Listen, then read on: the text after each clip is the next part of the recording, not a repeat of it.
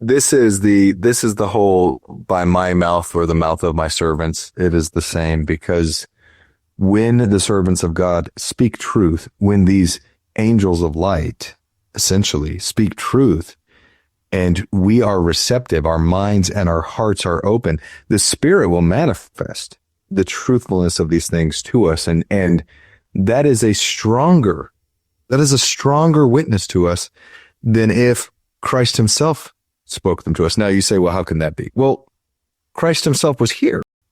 How many people heard his words directly, physically, albeit their hearts were not open to hear them spiritually? But it is not the physical way in which the words are conveyed. That's not what matters, and that's not what is transformative.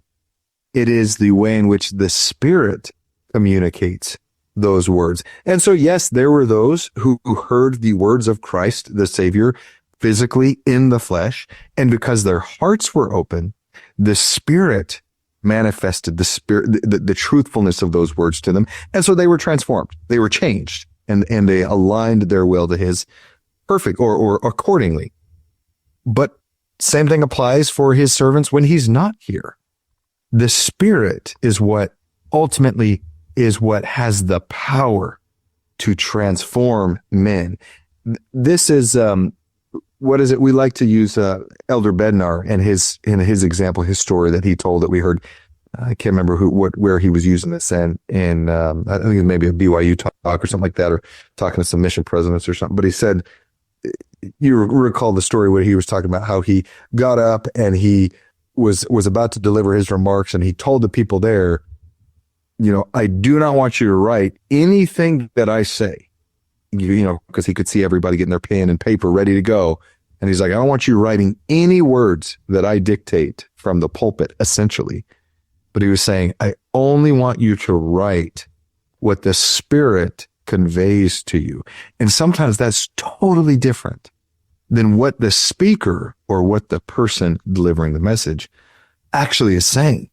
Because that's what you need to hear. That's what that's what the Spirit knows you need to transform you. A little bit here, a little bit there. So if our hearts are open, we're going to hear what we need to hear, not what the speaker is saying or delivering. And that's the case whether it's Christ himself or whether it's one of his anointed. It doesn't matter. It's ultimately the Spirit that's going to teach, and that's going to allow us to bear witness that it's true, because it can give us a witness in a way that nothing else can. That's very insightful, because the Savior himself could come unto you and give you counsel, and if you don't receive it by the Spirit, it's not going to serve you.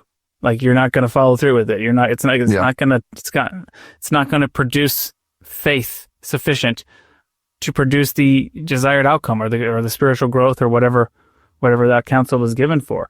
And it's very easy to say, no, if Jesus appeared to me, obviously I do what he says. Well, it's nope, not necessarily. Ask Oliver. Because, Oliver, if that's true. Yeah, he was on the earth and he gave people counsel, and a lot of people were like, nope, not interested.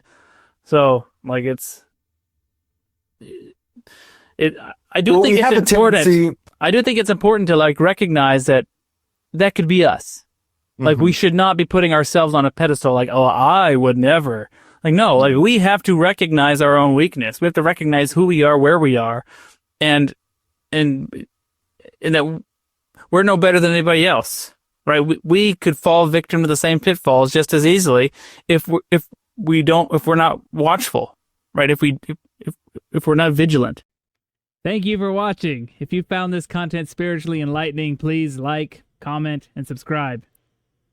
Like the gospel, these little things make all the difference, and it helps the algorithm push out better content for everyone to enjoy on YouTube.